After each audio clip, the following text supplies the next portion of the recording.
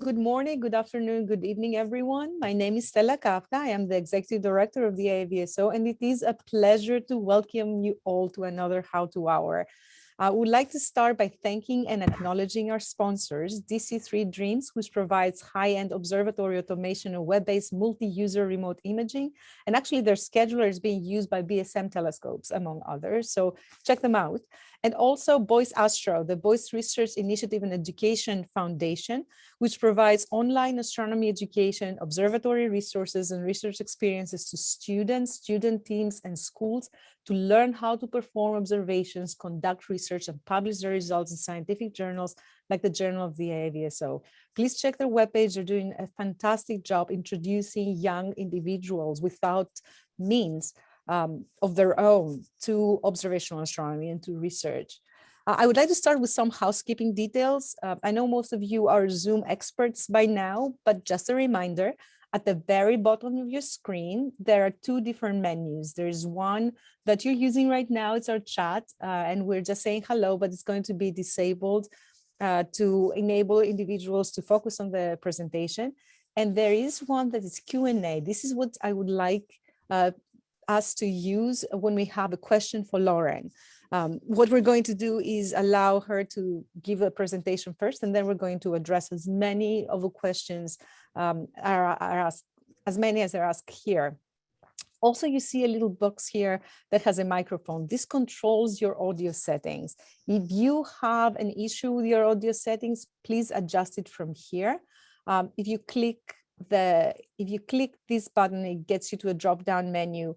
Also, if you have any issues with your camera, simply because we cannot do anything about that. So please adjust your audio yourself if you can't hear us, if you have any problem. You also notice that we have closed captioning today. We are trying to make our webinars and How to Hours as accessible as possible to individuals who are either have difficulty identifying my accent or are hearing impaired. So this is a new feature we're introducing with test driving today. So thank you for your patience while we're doing that. So with that and no further ado, it is a special privilege to introduce today's speakers, Lauren Harrington, whom you know as our webinar and How to Hour coordinator. But today we're going to see a different side of her, that of a scientist, an observer, spectroscopist, and AVSO ambassador. Lauren spent her first few years in astronomy observing the sky visually through her Dobsonian telescopes, dabbling in astrophotography and dreaming about the day she could record spectra of her own. In 2019, that day finally arrived, and Lauren has been working to perfect her drift scanning spectrography method ever since. So with that, Lauren, welcome. I'm going to stop sharing my screen and take it from here. All yours. Thank you very much, Stella.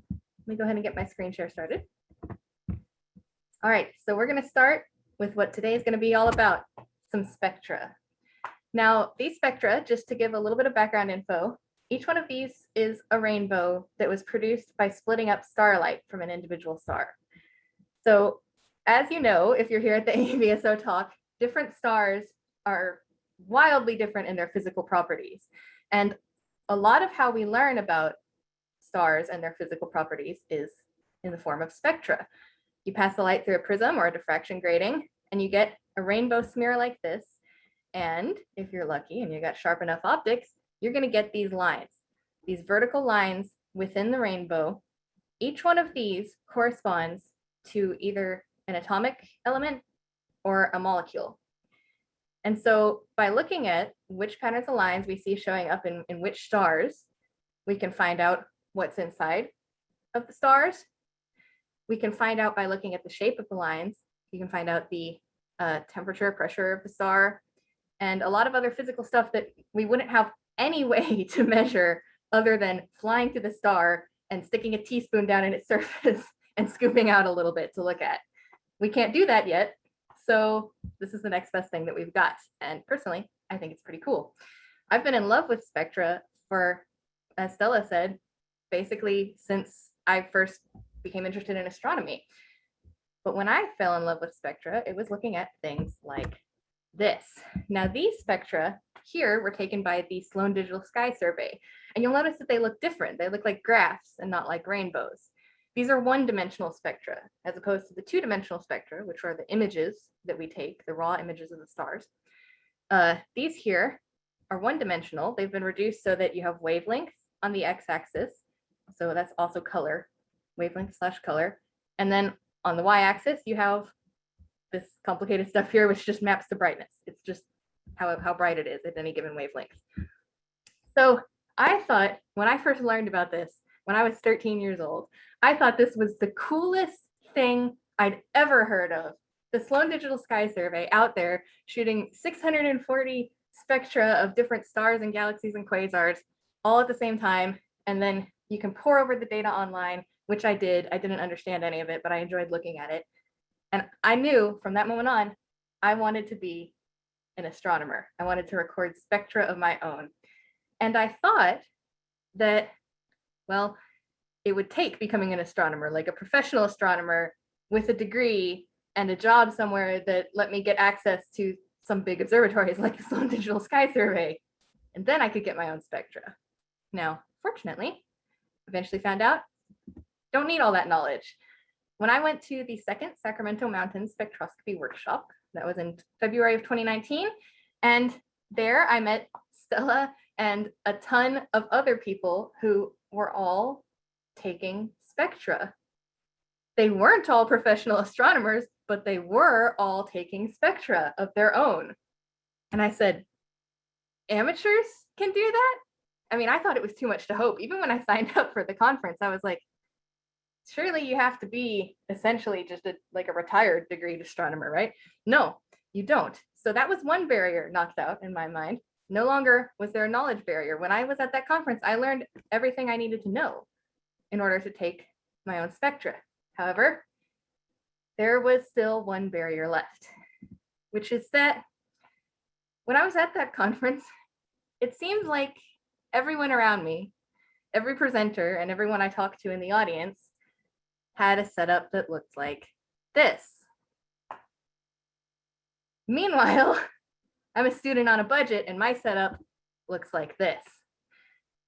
So I thought I was kind of stuck, that maybe I'd be able to get some spectra of the brightest stars. That's what people around me were telling me at the conference. I was lucky to be surrounded by very encouraging people who said, no, it's okay. You can use your DSLR. You can put that star analyzer on the front and you can take some great spectra of some very bright stars. And so I figured, okay, well, I'll be entertained for a little bit shooting spectra of like Vega and Deneb, right?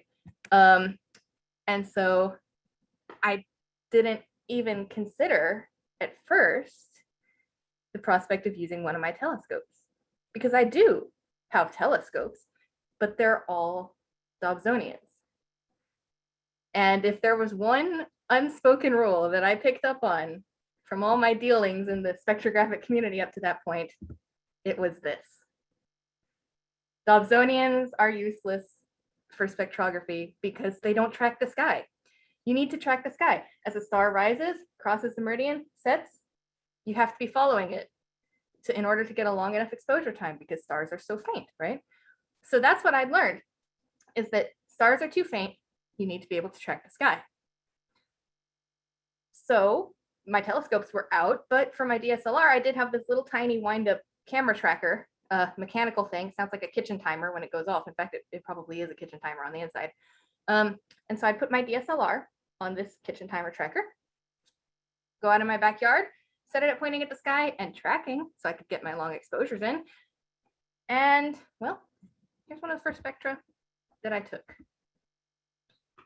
This is a star that I wanted to study after some advice from Stella, EZ Canis Majoris. It is a Wolf-Rayet star and it has an emission line, as you can see, helium. And that was pretty cool, but at the same time, I was disappointed because it took a lot of work to get those nearly 20 minutes of exposure. And in the end, the spectrum is almost entirely noise. That's what this zigzagging is. That's not real data, that's noise. You can tell by looking at the image version down here. It's kind of just noise. Well, luckily, I kept trying. I thought at first that, I was out of luck. I was stuck to bright stars. EZ Canis Majoris was like magnitude 6. So if I couldn't get that, what can I get? But I kept trying. Eventually, I did try with a Dob. I got a camera that was compatible with the focuser, put my grating on that, put it in where an eyepiece would go on the Dob. And I was pretty happy with that. Because it turns out, even if you can't expose for very long at all with a Dob, I can't expose for over a second without trailing. The sheer aperture is enough to make up for it, as you can see here. Also, the camera I got, which helped spark this revolution, was one of those little planetary cameras, the ZWO. I bet a lot of you in the audience have some experience with one of them. Guide cameras work too, but it's monochrome. And so if you notice over here, I've got way out far into the ultraviolet even, I have these lines that were completely cut off in a DSLR one because of the UV-IR cuts in the filter. So this, now I've ditched the DSLR. This is my setup. This is what I record all of my spectra with. I have my Dob, 8-inch Dob. Sometimes I use a 12-inch, as you saw on the previous slide. Got a camera. Right now I've got a more advanced camera. It has a cooler in it, but I started out with just an uncooled planetary camera. And I've got a laptop to control the camera and a chair to sit on so I don't get tired. That's all I need. That's all I need. I can just point the scope at a star, let the star drift across the field of view, record it, and get a cool spectrum. So here is a close-up of the camera assembly that I have. Camera on the left, then there's a bunch of stuff in the middle. This stuff, it's got labels on it. There's 21mm spacer, a 2x Barlow lens. Don't be fooled. There's nothing in that Barlow. I took the lens out. I don't want the lens in the Barlow. It's just there as a spacer and to make alignment a little bit easier, which I'll show you down the line. So camera, spacers that help me get the optics right here on the end farther away from the sensor. So right here on the end in the filter cell is this little thing called a star analyzer. It's just a diffraction grating. It's in a filter housing, screws on just like any piece of normal astro equipment would. Behind it, I have a corrective prism that I bought to go with my star analyzer, reduces the aberrations somewhat. Got them taped together so that they stay together in alignment and spaced apart from the sensor so I get higher resolution. Go over that more in detail, but that's all you need on the camera side of things, is you need your grating, spacers, and a camera. All right, so if you take that, you put it in the focuser of a scope, you point the scope up at the sky, this is what you're likely to see. You'll see a star and a spectrum, and they'll both be zipping across your field of view at a relatively high rate of speed because the Earth rotates, which is the bane of astronomers everywhere. If you were to take a long exposure image, instead of getting a brighter star and spectrum, you would get a smeared out star and spectrum. And that actually works. This was a bright star, Capella, or maybe it was Arcturus, one of those. And that worked really well. I can extract data from this trailed spectrum because Arcturus is so bright. There's no background stars that are near bright enough to compare to it to get in the way and to get smeared over the spectrum. But what if you wanted to shoot something a little fainter? Well, here's one of my favorite targets here, Wolf-Rayet 137. And no, it's not the bright one. It's actually over here on the far left, and then its spectrum is sandwiched in between the two bright spectra, which are right next to each other. It's that one with the dots on it, emission lines. And unfortunately, if you try and shoot a long exposure of that one, it's going to come out looking like this, completely smeared out and smeared over by the bright spectra and other stars in the field of view. There's no usable data here. So that's where the drift scanning method comes in. Essentially, what you want to do is record a video like the videos I've been showing you, and then perform registration on the stars so that the frames become aligned based on where the stars are, and then stack them all together. Now, I'm going to show you how you do that. Step number one, when you're setting up, you need to perform some alignments. The first is to rotate the grading. Now, in this case, I'm using the Barlow because it gives me a little bit better friction. When you rotate the grading, it will rotate the angle of the spectrum within your field of view.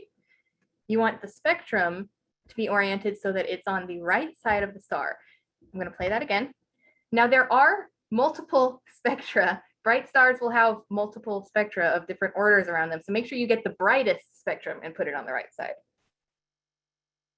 All right, once you've done that, then it's time to rotate the camera. So when the camera is in the focuser in the wrong orientation, your star is going to be drifting at a weird angle across the field of view. That's no good because eventually your spectrum is going to go out of the field of view. So what you do is you note the angle that the star is drifting at and rotate the camera by that exact amount. That will pivot everything in the field of view around, and hopefully at that point your star will be drifting straight down. If not, then you can rinse and repeat. Now I know there was a lot going on there, so I'm going to play the video again. See, watching the angle, the star is drifting down to the lower right. So I take a reference point that's on the bottom of the camera from my point of view. I find that reference point, and then I twist it so that it's at the same angle on the camera as the star was drifting towards. And then the star will drift straight down. That's the way we want it to be. By the way, down is important and not up, just for purely software considerations.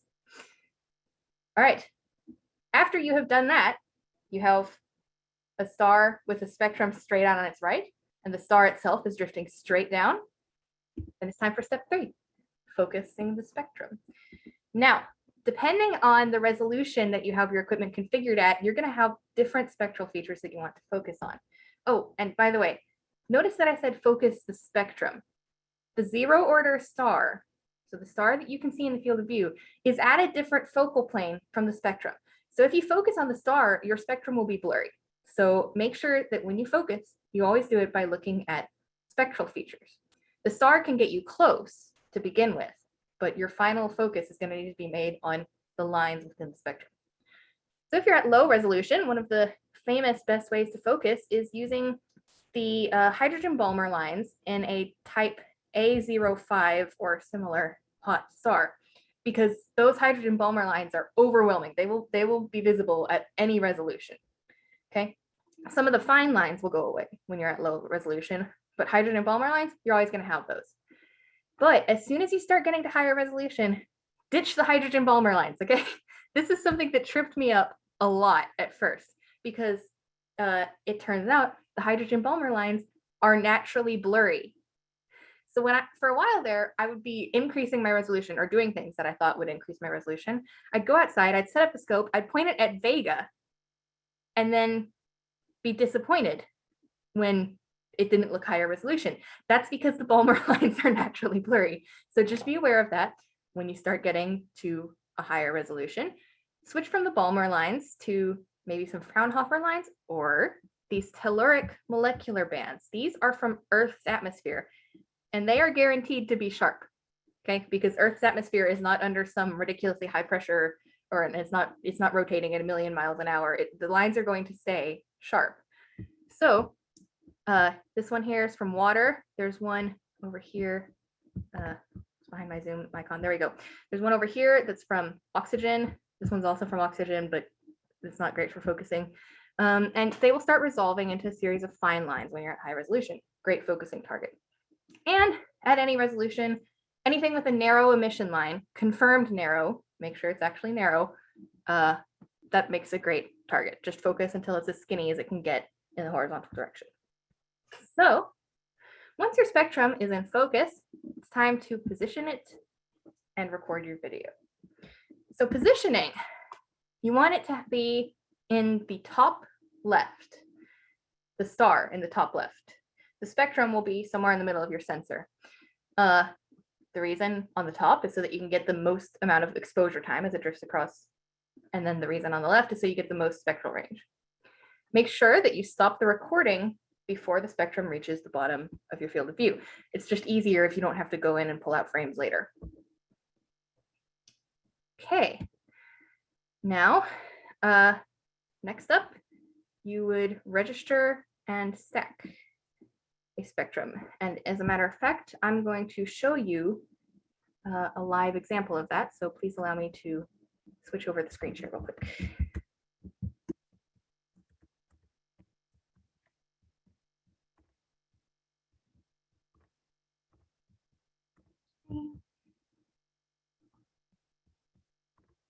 Here we go.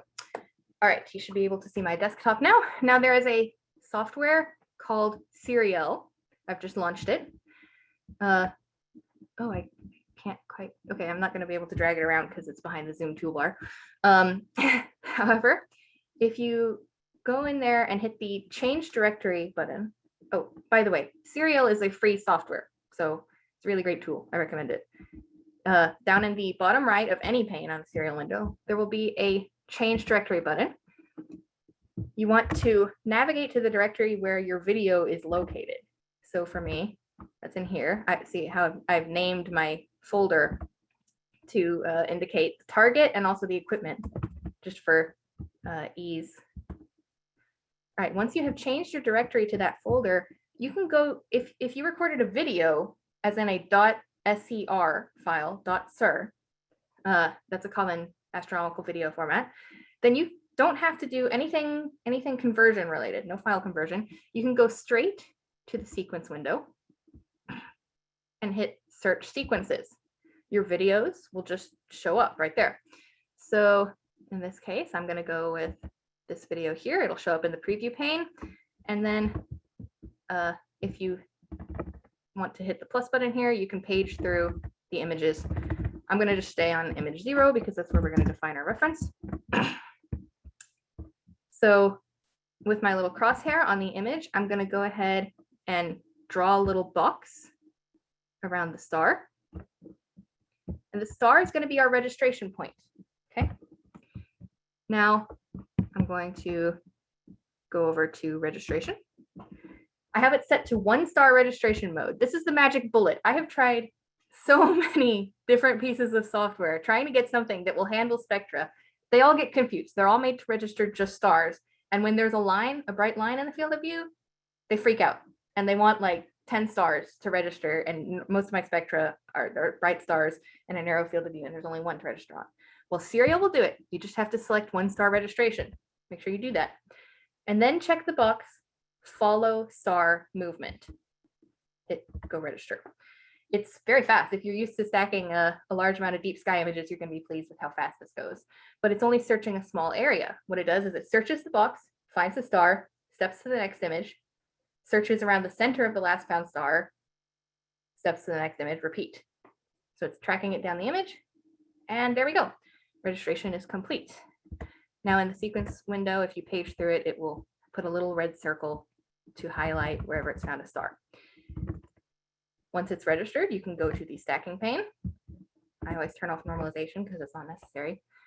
And then you can just go ahead and stack. So we're going to do that.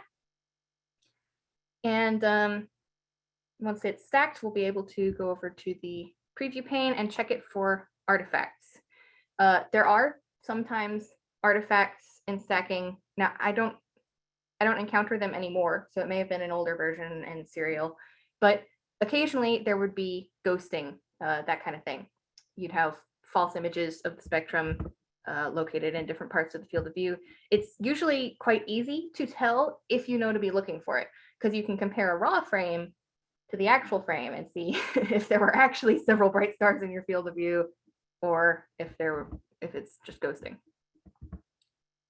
And there we go. Projection stacking in progress. There we go. Now, you probably didn't notice a change in the preview image over here because it just averaged. It didn't actually get brighter. But if you go ahead and change the white point, there's our spectrum. And I'm going to keep changing it to check and make sure there's no faint ghosts. I don't see any faint ghosts. So let's go ahead and take a look closely at our spectrum. There's the star. I'm going to scroll horizontally over to the spectrum, and there we go. Goes out pretty far into the ultraviolet. This right here is the calcium doublet, marks the edge of the ultraviolet. And this is looking good to me.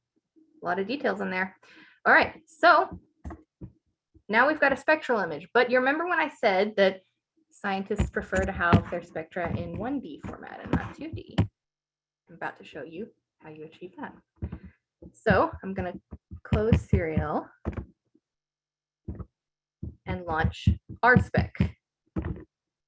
Now, RSpec is just one of many astronomical spectroscopy software. It's fairly high priced. It's like $100, but I happen to have a copy of it, so it's what I use. There are other software packages that will do exactly the same stuff for free. They just don't have as good interfaces. So there's like Visual Spec is one, there's ISIS. They can have a little bit of a learning curve, but they will get all the same stuff done. The workflow I'm showing should be applicable with just a change in what exact interface you're clicking on. So up here in the upper left of RSpec, we've got an open image button. I'll go ahead and do that. I'll navigate to where our stack is. There we go. Open that. And there's our spectrum. It's very faint, but you can see it right along in here. Now, these orange lines are what tell the software where the spectrum is. Right now it's too low, so I'm going to drag it up. There we go. There we go. There's our spectrum. We've got a bright spike from a star on the left. And then if you zoom in, beautiful 1D spectrum over here. Now, one of the most important steps in the processing of a 1D spectrum is converting it from pixel coordinates to wavelength. So I'm going to show you how to do that. I have to make RSpec smaller because the toolbar is behind the zoom toolbar for me. Okay, there we go. Now, there's a calibrate wizard right here that we're going to use to tell the software which points on the spectrum correspond to which wavelengths. So if I go ahead and hit the elements view icon, which is these three bars, I'm going to bring up a window where I can highlight the Fraunhofer lines. Those are very useful reference points. And you can learn what type of lines you want to be looking for by consulting a spectral atlas. My favorite is Walker's Spectral Atlas for amateur astronomers. It has examples of all of the different types of stars that you're likely to encounter, and it labels the lines so that you can find out which element is causing each line and which wavelength that's at. So it's very useful for calibration. Now, in this case, I'm going to just go for a rough calibration, and it's forced me to zoom out because of the lines being highlighted. So going over here, what you do is you click in the pixel box and then click on the pixel and then the wavelength that corresponds. So I know the calcium lines are right around there. We'll refine it in a moment. And then over here, there we go. The magnesium triplet is usually in the middle of that little dip. We'll zoom in a moment. It'll look better. There we go. Now I've got a rough calibration. So I'm going to calculate, apply, and now I can zoom in and refine. There we go. So you can see that it's already fairly close. We've got lines close to major features, but this is not nearly close enough to submit to a scientific database, which is our ultimate goal. So let's make it more precise. Down here, there's the calcium lines, are those two dips. I happen to know because of consulting a spectral atlas. So I'm going to go ahead and fix the wavelength. And closer yet.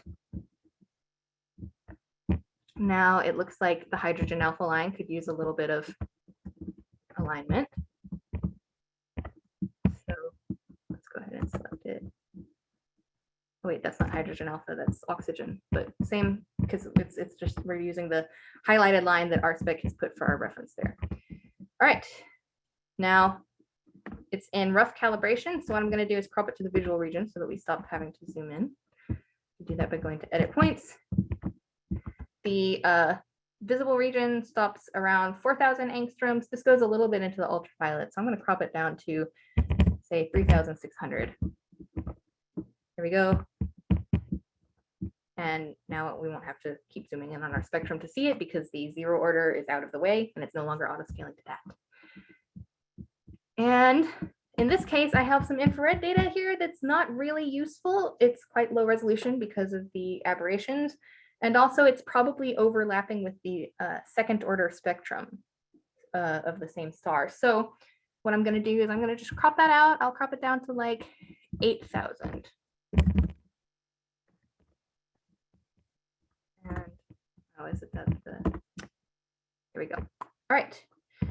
Now it's very close in calibration. I'm going to add one more calibration point, and then we're going to switch it over to a second. Oh, I seem to have clicked the wrong thing there. All right, you know what? We'll say that that's. Oh, it's because I cropped it.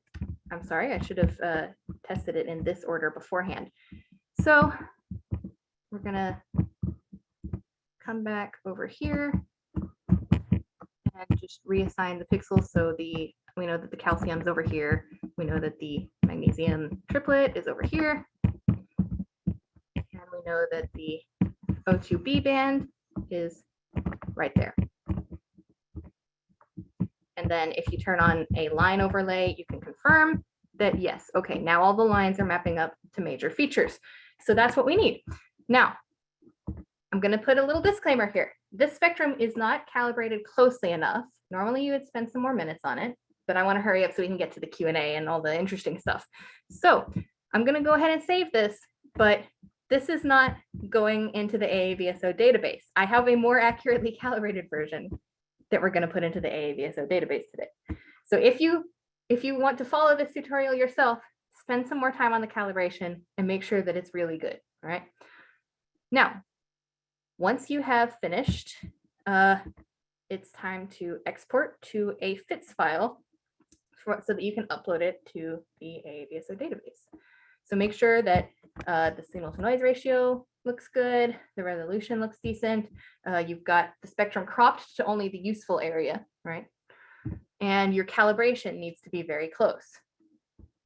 Go up here, save as 1D FITS file. Now I've got some fields already specified here, our spec. All right.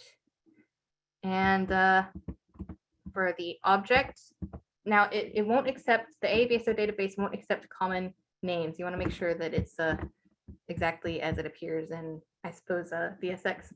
So in this case, I would add one like that. Alpha OTs.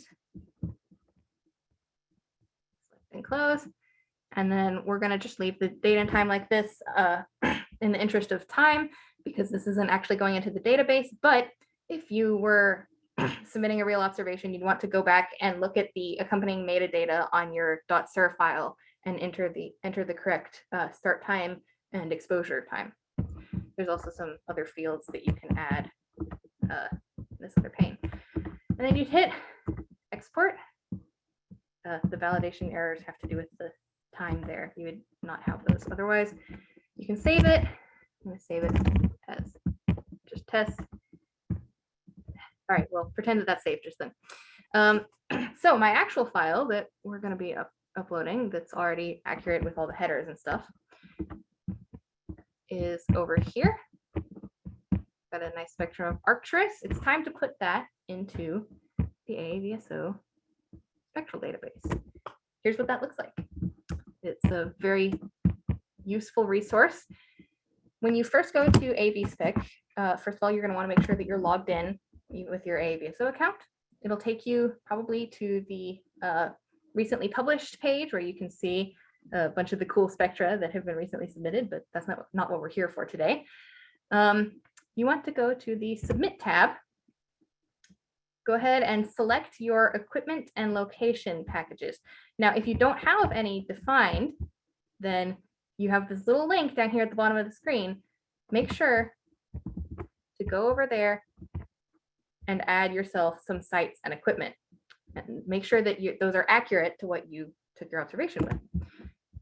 All right, so once you have the correct equipment package selected, correct site, make sure that you select the right star. Now at first, you're only going to have a selection of a small number of stars. That's because we have an initial data validation process in which we have some reference stars. So you need to shoot a nice spectrum of one of those reference stars. I say nice, don't make it nicer than your normal spectra because we're using this as a check on what is the general quality of your processing pipeline. So process it as you would any other spectrum. Go ahead and select it in the drop-down list that you see the very first time you go to submit a spectrum. Load your file and make sure that you check on the GDPR agreement and then hit submit. Your spectrum will go into the database queue. You will see if there was an error, it will tell you about it, and you can start figuring out what to do to fix it. If it was a successful upload, then your spectrum is now pending in the queue, awaiting review, and you can go check it out with the view button here. There you go. So you can see our high resolution standard spectrum in black. It's been normalized to subtract the effect of the overall curve. And then you can see our spectrum here in blue. You can zoom if you want to do a little comparison yourself. And you can see all of the metadata attached to your observation and check over all of it, make sure that that's right. And then if you did make a mistake, you have the option to delete the record before it has been reviewed and re-upload. Now, if you need help, the forum is a good place. And also there is a help section, very useful. It's got a lot of good information, including some PDFs at the bottom of the screen. I want to make sure you don't miss. We have a quick start guide with just the basic information. We have a guide to spectroscopy. So this will cover in a great amount of detail what you need to learn, including methods that are not the drift scanning method, in case if you're working with something else. And then there's a guide to the database itself. So there you go. We've just taken a spectrum all the way from the point of recording to the point of contributing directly to science and the AAVSO database. All right, now I've got just a little bit more I want to talk about, which is resolution optimization. Let me change this back to where you want to see the toolbar. Okay. Skip a couple slides here. We already covered that. There we go. Here's step one in resolution optimization. Corrective prism. That 3.8 degree prism right there that you can screw onto a grating will redirect the spectrum back onto the optical axis instead of off to the side, and you'll get a resolution boost as a result, because that means you don't have to point your telescope off axis in order to see the spectrum on the sensor. If you add spacers, like the ridiculous amount of spacers that I've added here, which I actually do use that amount of spacers frequently, that will increase your resolution, probably, because you're adding more distance for the spectrum to spread out. See on the previous slide, you can see how the spectrum spreads out. It gets wider the longer that it has, the longer distance it covers. So by adding more spacers, you're allowing the spectrum to become more magnified, essentially, without having to increase your focal length or anything. So that's why I add all those spacers. These ones here that are filter cells, there's no filters in them. I took all the optics out. These are just spacers. Now here's what the effects of a prism and spacers look like. You will notice that you get a higher resolution, the higher the amount of spacing, and a higher resolution with the prism up to a point. That's because the prism, although it corrects for spectral coma, so at low dispersions, low amounts of spacing, you get a much sharper image because spectral coma dominates. As you increase the spacing, vignetting naturally removes spectral coma. So eventually all you're left with is the very slight amount of aberration. Whoa, I'm sorry, I don't know how I did that. Okay, mouse pad, I guess. All right, sorry. The very slight amount of aberration that the prism introduces. So at very high spacings, like what I was showing you in the last slide, then it's actually best to remove the prism so that you get the straight spectral lines instead of the slightly curved. be aware of thin film interference in your spectra. This occurs in different sensors differently. So this is what it looks like on an ASI 183 sensor. It will be different for other cameras, but those ripples that you see moving back and forth as I scroll up and down the spectrum, that's thin film interference. They're smooth, they're not going to impersonate fine spectral features, but they will cause ripples in your continuum. They're normally removed in a normal spectrograph with flats, but with a slitless spectrograph, taking a flat is not a simple matter. So just be aware that they're there and don't mistake them for something in the star. Here's some examples of what you can do at high resolution. Top one is Vega, the bottom one is Deneb, and these are both taken at the same resolution. Remember how I mentioned that hydrogen Balmer lines are naturally blurry? Well, here's an example. Those hydrogen Balmer lines, though, it's not that Balmer lines themselves are naturally blurry, but in the conditions on Vega, the ultra high pressure on the surface broadens the lines. And so the fine lines are broadened almost out of existence, these fine lines in Deneb, even though Vega and Deneb are basically the same spectral type, except Vega is a main sequence star, which means it has high pressure at its surface. Deneb is a supergiant, if I recall correctly, and it's low pressure on its surface, much more tenuous, and so you get very narrower lines. You can confirm that both spectra were taken at the same resolution by looking at the telluric lines, see how they don't change. These were not taken with the drift scanning method, by the way, per se. These were taken with the long exposure, let the star drift across the field of view while you take a single exposure method, which, as I said, works well for bright stars like this. You just need the drift scanning method once you start getting below magnitude 3 or so, in my experience. You can look for velocity effects at a very high resolution. If you have a lot of spacers and a prism in there, or not even a prism, this one wasn't taken with a prism. Like P Cygni is famous for its P Cygni profiles and its bright emission lines. It's beautiful at any resolution, honestly. I'm about to show you a comparison of my spectrum in red with a very high resolution spectrum taken with a dedicated Echelle spectrograph from the BAA database. Now, you will notice that my spectrum is quite a lot lower resolution, but you know what? I think it's really cool anyhow that I detected these zigzags here, because what each one of those zigzags represents is the bright emission is coming from the torrential stellar wind that's coming off of P Cygni. I mean, that star is throwing off ridiculous amounts of material. That creates bright emission lines and hydrogen and helium. But when we look at the star, some of that stellar wind, by necessity, is pointing straight at Earth, right? In that case, what we're seeing is a stream of gas coming towards Earth right in front of a very bright object, a star. And so instead of seeing emission there, we see absorption because a very bright light is shining through gas. And because the gas is coming towards Earth, it's blue shifted. So you get blue shifted copies of the emission lines, except for they're in absorption. And that's one of the most famous things about P Cygni. This P Cygni profile is present in a lot of stars, but they named it after this one. And honestly, I just think it's so cool that I can take out my Dob into the backyard and put some fancy equipment in the focuser and see freaking blue shift. Like, that's awesome. Similar thing with Zeta Tauri. It's got one emission line that's coming from a disk around the star, and the disk has two peaks because these sides are either spinning towards or away from Earth, and so you get a red shifted emission peak and a blue shifted emission peak.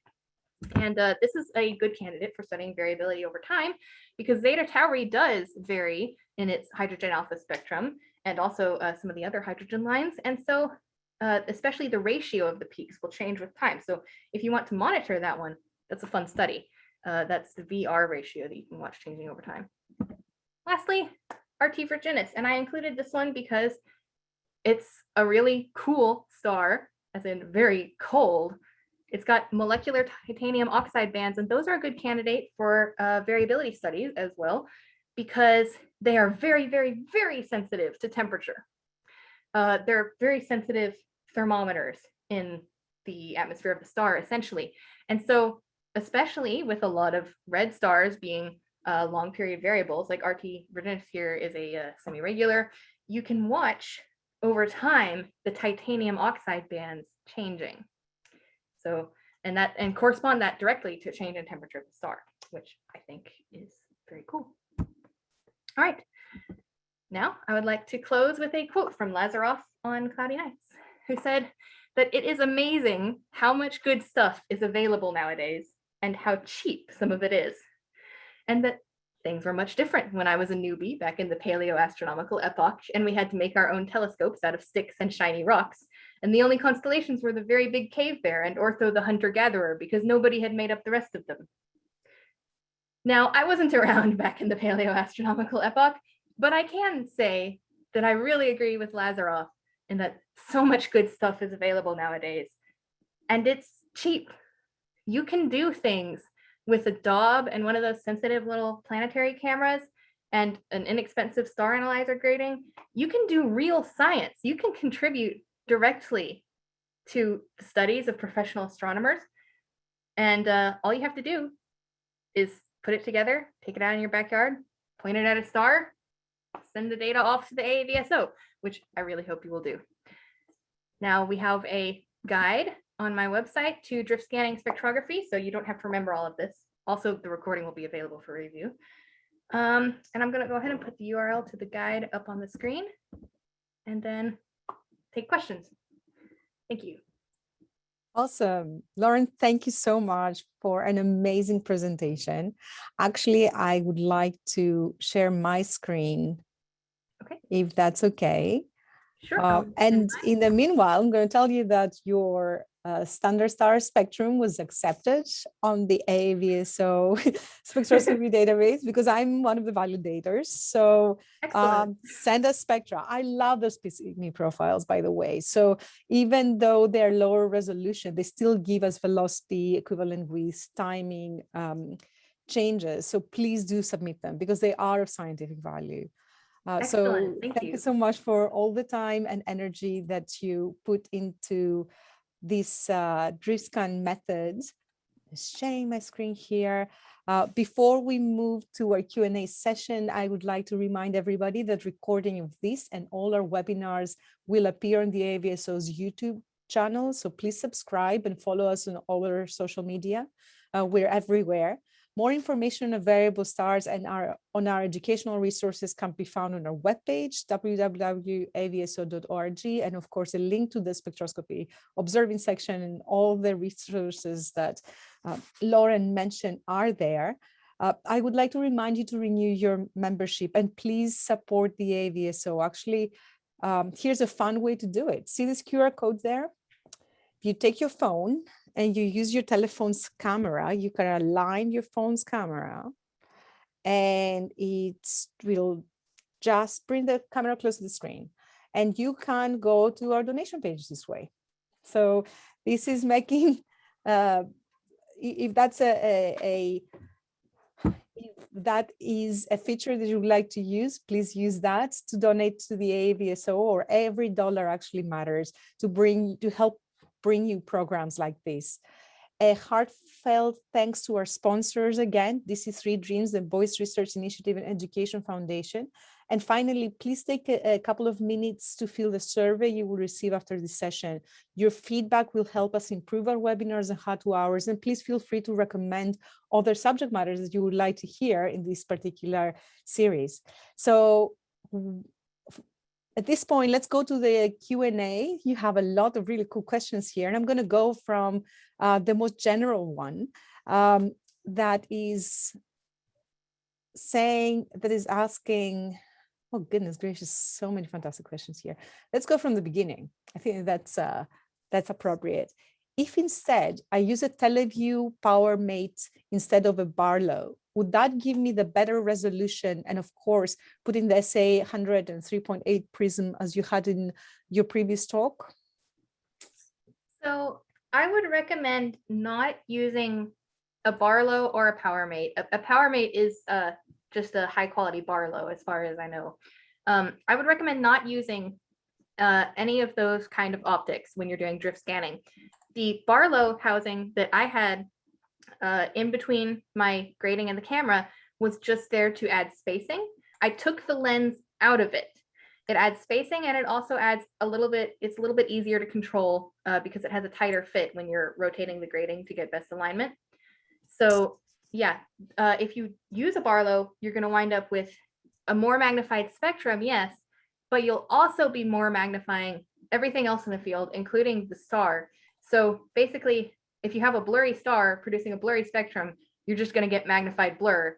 Whereas if you were to add just pure spacing, no extra optics, the spectrum could spread out more and negate a little bit of the blur. So yeah, don't use extra optics. Okay. Another question, actually, I had that question as well. Trailing the spectra, did you originate that technique, or did you hear it or read it from someone else? The individuals saying that they had not known of the technique until they saw your work, and same with me. I did not originate the technique of trailing spectra. That's been around for a very long time, since the days of film, at least, probably photographic plates before that. The drift scanning, I'm not aware of anyone who's done the short exposure stacking before, but it's a very simple concept. I mean, it's just, that's like applying planetary imaging to spectrography is kind of what you're doing there. So I don't know if people have done the drift scanning before, but definitely the long exposures that produce the trail spectra has been done by lots of people over the years. Cool. Another individual is asking for specs and brand for the CMOS camera. So I started out with an ASI 178mm, which is a planetary camera, monochrome, and 2.4 micrometer pixels. I now use an ASI 183mm Pro, which is the cooled version. Same size pixels, but it's got basically a larger sensor and it's cooled. I really love the camera, and I've seen it highly recommended for spectrography due to not having fine scale thin film interference. It only has the broad scale, which is easier to correct out. Do you take calibration frames, and do you use a coma corrector?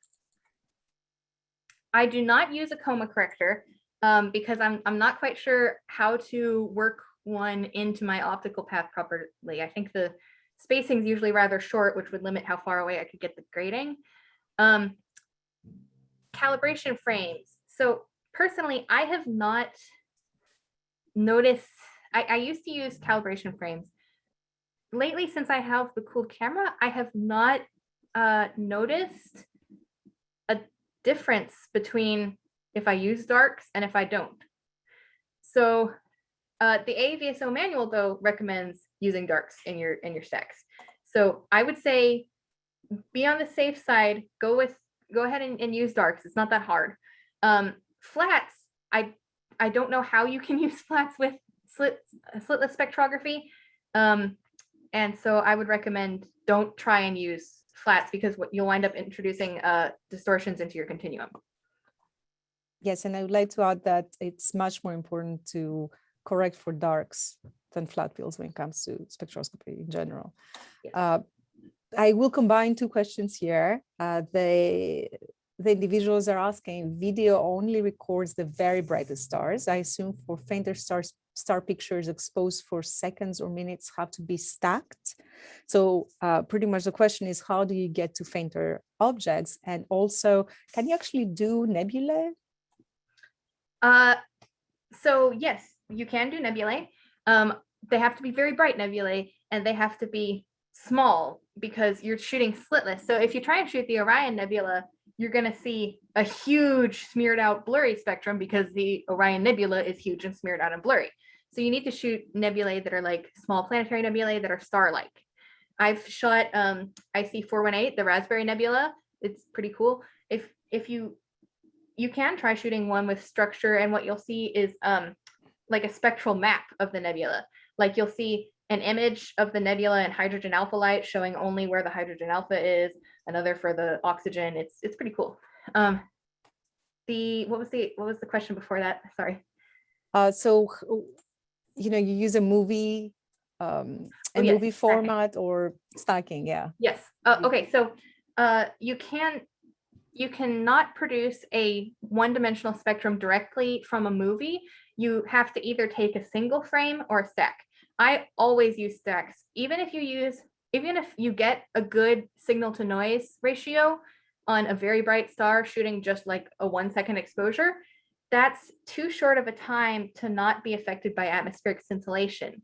If you think about with photometry, I think there's a minimum length of time you need to observe to make sure you're not just capturing variations due to the atmosphere. It's the same thing with spectrography. The spectrum, you know how stars when they twinkle, they look rainbow? That's distorting the spectrum that's coming through the atmosphere. Sometimes it'll look like it has more red, sometimes it'll look like it has more blue. So you have to make sure you get at least about 45 seconds total exposure stacked together in order to make sure your spectrum isn't affected by that. Right. So since we're talking about formats here, a question is, can you indicate what movie formats we should try to use and which we shouldn't? Only use .ser format, in my opinion. .ser, it's the LuCam SIR recorder or something like that. And SharpCap, you can do that in SharpCap. You can do that in ASICap and presumably other software too. It's a very common format for planetary photography. So planetary astrophotography. That is uncompressed. It's 16-bit, and you won't lose any quality doing that. So go with SIR. Cool. Instead of stacking all the you're using spacers, right? So instead of stacking all the spacers, is it practical to introduce a 1 to 1/4 inch diffraction grating and accomplish a similar outcome without the Rube Goldberg extensions? Instead of having multiple, can you just get one? Yes. So it sounds like two different questions. Sometimes I do shoot spectra without spacers. You get a better limiting magnitude that way because the light is spread out less. So if you add a lot of spacers, you'll get higher resolution, but lower limiting magnitude. No spacers, higher limiting magnitude, low resolution. If you wanted it, how the spacers are divided doesn't matter. If you have one long extension tube, just use that. It'll be more structurally sound. Me personally, I just went scavenging in my optics drawer and I found that I had a bunch of planetary filters that I never used. And so I just pried the filter glass out of those and screwed them all together and made myself a long extender. So that's why it looks like a mess. So follow-up question, could you again explain where to get the spacers and how to take the lenses out? I don't know where to get the spacers because, like I said, I scavenged them from old optics in my optics drawer. However, to get the optics out of them, all of the optics that I've encountered so far, the 1 1/4 Barlows, the filters, they have these tiny little retaining rings that are screwed in. They're just very thin rings, and they have little notches on them where you can use, I think they call it a spanner wrench, and just get it in there. I didn't have one of those on hand, so I just used something small and metal to get it in the little notch on the ring, and then you can unscrew the ring and the optics will come right out if you just tip it over on your hand. Cool. There are lots of people who are asking for links to the web pages that we mentioned, your own web page alongside the software that you used for stacking images, etc. I've already typed a couple of links on the chat. So if you could type your own page on the chat, that would be great so that people would find it. In the meanwhile, also, could you please type the name of the spectral atlas that you use? Because people are asking for that. Thank you. So while we are waiting for Lauren to give us a couple more resources, and of course, you can find all those resources at the AAVSO Observing section page. So if you need them at some point, just go there and there is a nice sidebar with all kinds of links like that. Should I give you a couple of minutes? I should give you a couple of minutes. I'm almost done. Yeah. Okay, done. Awesome. Let's So there's an individual who's also asking, can you please explain the spectral lines of red and blue shifts that you showed at the same time, like the double picked spectral line? Yes. Okay. So you're familiar with redshift as part of the Doppler effect, right? So like the classic example is when an ambulance drives by you and it sounds high pitched as it's approaching and then it goes to low pitched while it's going away, right? And that's because of the compression of the sound waves. Same thing happens with light. Anything that's coming towards you, the light waves are compressed and they get a shorter wavelength. Anything that's going away and they're stretched out, they get a longer wavelength. Shorter wavelengths are bluer, longer wavelengths redder. So that's blue shift and red shift. In the case of P Cygni, we have a very cool giant star that is incredibly hot and massive and losing mass at a stupendous rate. It's just casting off mass in all directions. This mass that it's casting off in the form of its stellar wind is glowing. That's where the emission lines come from, right? So those emission lines are roughly at rest wavelengths because it's averaged out. Some of it's going away from you, some of it's going towards you. It's averaged out. Those get roughly at rest wavelengths. But for the parts of the mass that are flowing directly at Earth, they're coming straight at you.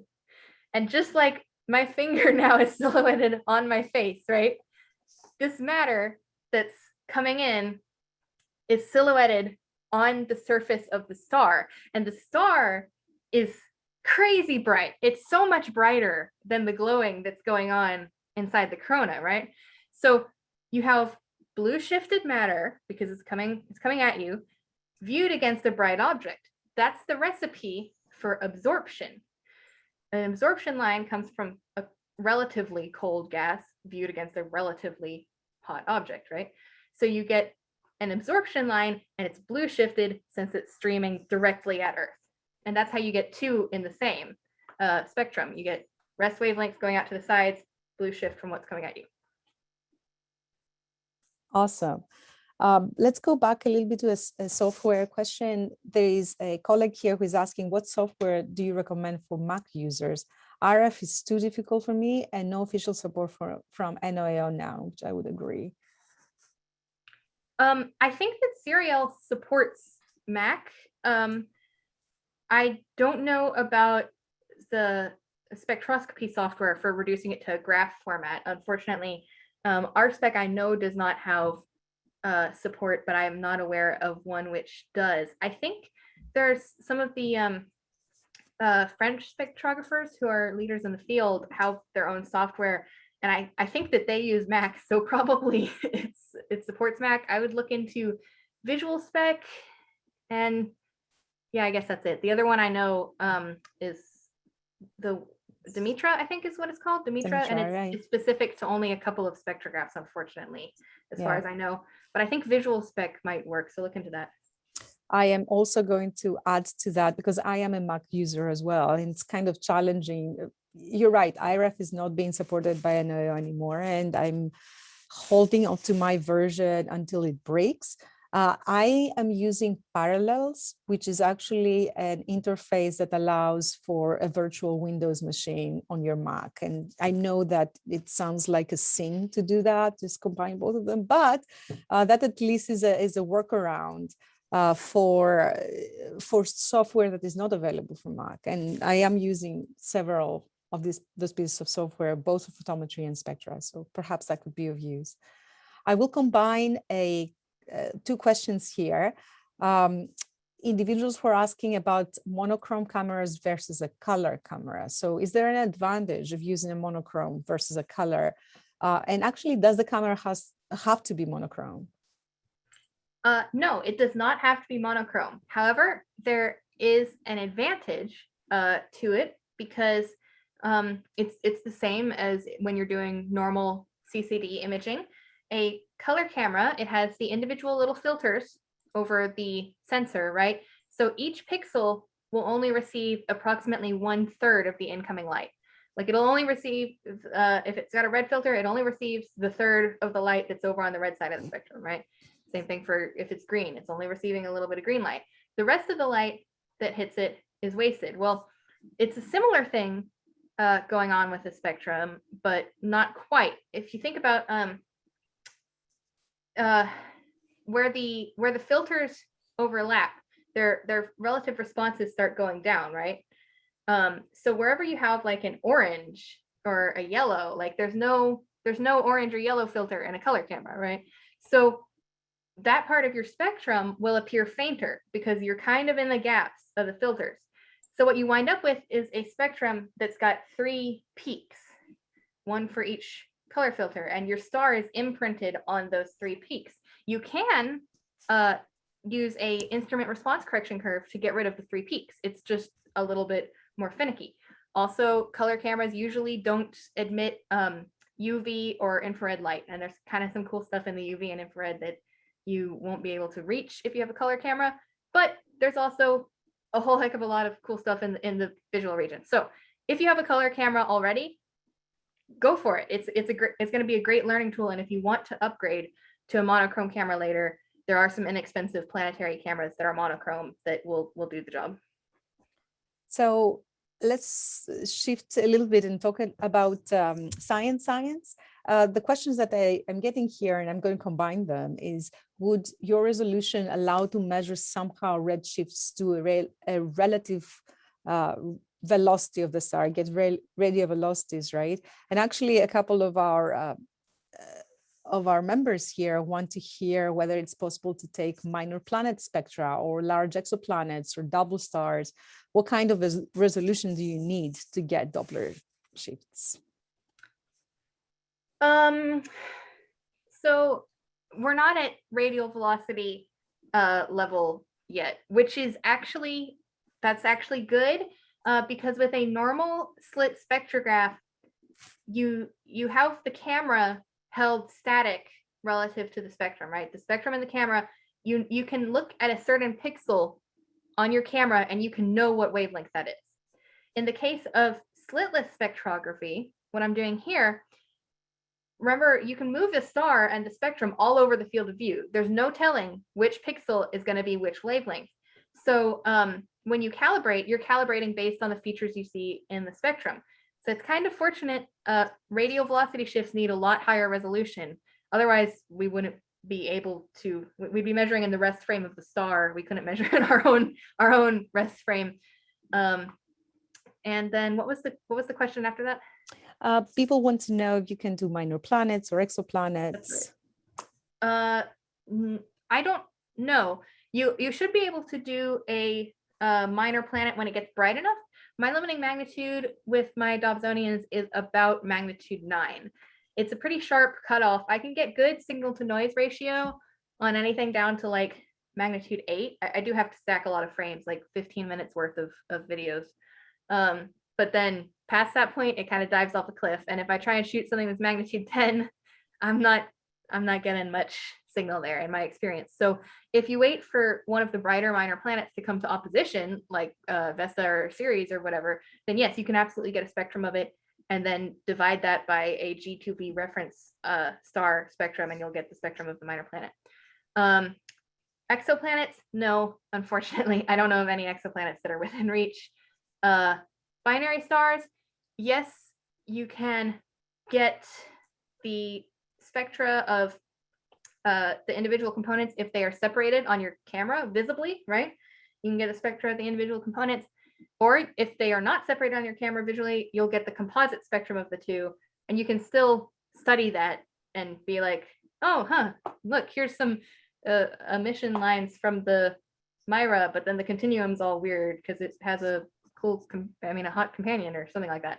You can still study a composite spectrum, but you'll need to be aware that it is a composite. Yeah, I want to add to that, if you allow me, that the challenge usually for minor planets is the observing technique, plus keep in mind that they move really fast. So in addition to the Earth's rotation, you have to take into account their own little motion in the sky. And also when it comes to exoplanets, the resolution that is needed in order to see features of even bright exoplanets is not there yet for small telescope spectrum, and by small spectrographs, and by small telescopes, I mean a meter plus telescopes and less. You will need about resolution of about 100,000 in order to get there. So even the shell spectrographs cannot get there quite yet for a good signal to noise. So we're hoping the technology is going to become a little bit more aggressive when it comes to small telescope spectra, because it would be very interesting to try that, wouldn't it? Yeah. Yeah. So more questions for you, Lauren. Can a DSLR camera, for example, a Canon 60 with 200 millimeter lens, acquire AVSO quality spectrographic data? Absolutely, yes.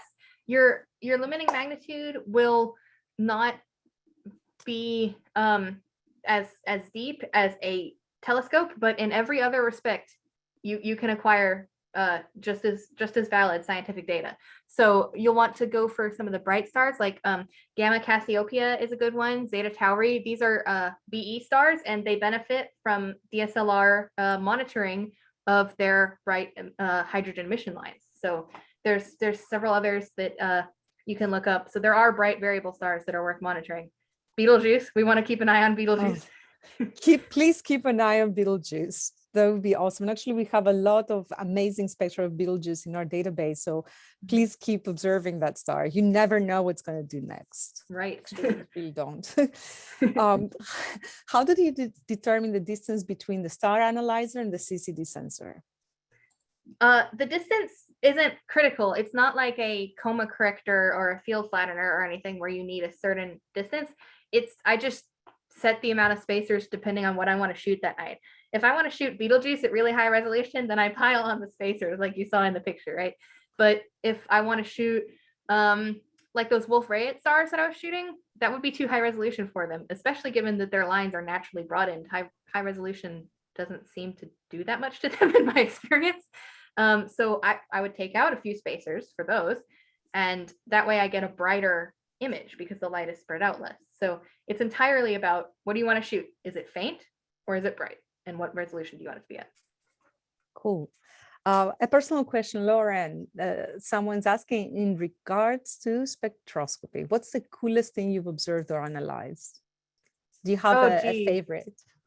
That's changing all the time, though. Isn't this month's IPS star the collaboration star R Leo? Yes. Okay, then I'm gonna go with that one because that was my favorite for quite a while. Because R Leo is one of those really cool stars, like as in cold, it's really cold star, like RT Virginis that I showed you, but it also gets these hydrogen Balmer emission lines sometimes, and it was just so amazing to see it the first time when I swept it up with my telescope, and it was like, what is this star? It's got all these crazy jaggedy bits from the titanium oxide, but then it's got these bright emission lines that I'm used to seeing in like hot stars, and like, what's going on here? And that was fun. Even once I kind of started reading about what was going on, it was still really cool. So yeah. R Leo, I'll go with that. R Leo, and it's actually a long period pulsator. So if you take one spectrum every week, for example, you will start seeing changes, which is actually really, really cool. There's a person who is asking, how is this data ultimately used? And is there a need for citizen science in this area? Yes, there is a need for citizen science in the area. How it's used will depend on the researcher that is accessing the AAVSO database. The great part about the AAVSO database is that the data is just there for anyone to do studies with. Your spectra could be used in multiple studies, possibly. So it depends. You will want to pick targets that are of current interest to the scientific community to have the best chance of someone using your data. A good bet right now for bright star amateur spectroscopy is BE stars, those B stars with emission disks around them. Last time I heard, still no one exactly knows where the disk comes from. So despite the fact that they're some of the brightest stars on the sky, like literally 4 of the 7 sisters in the Pleiades are BE stars, okay? So there's a lot of them out there. Zeta Tauri, it's bright naked eye star, you can just look at it. Gamma Cassiopeia, you can just look at it. And professional astronomers still don't really understand them yet. So there's studies going on all the time, and they need long-term and comprehensive monitoring of these stars. Sometimes the disks just vanish, the emission lines go away. Who knows why that happens? So the professionals don't collectively have enough telescope time to monitor the huge number of BE stars and get a good data set. That's where citizen science comes in. Amateurs can go out, pick a few stars, start monitoring them, and develop a comprehensive long-term record, what the AAVSO is great at, right? And we can get kind of some historical context on these stars to help try and figure out what in the world is going on. That's an awesome answer. And I would like to add that please subscribe to our alerts as well, simply because there are lots of times that individuals, researchers are asking for spectroscopy alongside photometric monitoring for targets of immediate interest. So you don't necessarily have to have a long-term project to contribute to science. You can contribute to one of the projects that we have running right now, alerts campaigns. There's a very bright supernova that's going on right now. And it's, it's Assassin something rather. And it's reached 8th magnitude. So this is something you can actually observe right now. And it's in the active stage. You can see lots of emission lines that come of who knows where, that are moving with large velocities. 8th magnitude? I hadn't heard about that. Oh my gosh. I've been getting our alerts, Lauren. I'm to actually get tonight. I'm on VSNet. I'm on VSNet and everything, and I hadn't even noticed. I get so many super hump emails from there. Yeah. Okay, so I'm gonna be out with the scope tonight. Oh yes, also let's mention the AV spec forums. I don't know if that's the same thing as the spectrography forums, but you can also check those for campaign postings, and I think sometimes just general requests are in there. Yeah, and actually Josh reminded me, it's Assassin 21EH. That's the name of the nova that is ALF. It's really impressive because this is changing by the hour and it's changing really fast. So, day to day, you can go out.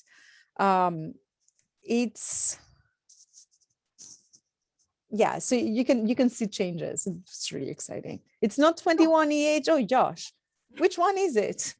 Okay, I have to find out, but we have an alert out there, and it's people are taking data. So please take a look at our alerts page, and you'll find something. Let's move back to the questions that we have, and we'll allow 10 more minutes, Lauren. I have all day. I want to be respectful of your time, though. I don't have anything else scheduled.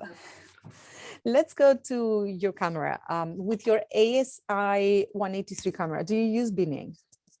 I do not use binning. I probably could in some situations. At the very high dispersions that I go to with a high amount of spacers, I'm getting a lot of vignetting, and that's effectively decreasing the aperture of the telescope, which means that the Airy disk, the fundamental size of the star, is getting bigger. So I'm becoming oversampled when I do that.